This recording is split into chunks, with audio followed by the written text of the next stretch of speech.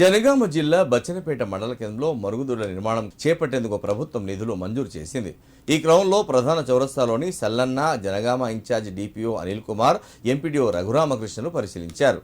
ఈ సందర్భంగా వారు మాట్లాడుతూ మండల కేంద్రంలో మలమూత్ర విసర్జన కోసం వ్యాపారస్తులు, ప్రయాణికులు, ప్రజలు అనేక ఇబ్బందులు ఎదుర్కొంటున్నారని ప్రభుత్వం గ్రహించిందన్నారు. మరుగుదొడ్ల నిర్మాణం కోసం ప్రభుత్వం 5 లక్షల రూపాయలను మంజూరు చేసిందని తెలిపారు. నిర్మాణాలు చేపట్టేందుకు మండల నాయకులు, కార్యకర్తలు, ప్రజలు సహకరించాలని వారు కోరారు. ఈ కార్యక్రమంలో ఎంపీటీసీలు అల్వాల రాధా ఎల్లయ్య, నల్లగొని పుష్ప బాలకిషన్ గౌడ్ పాల్గొన్నారు.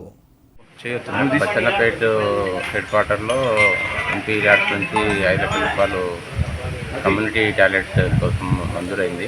సో ఆ ప్లేస్ విషయంలో కొంచెం చిన్న డిస్ప్యూట్ ఉండే, దానికోసం ఒక 4-5 స్థలాలు పరిశీలించడం జరిగింది.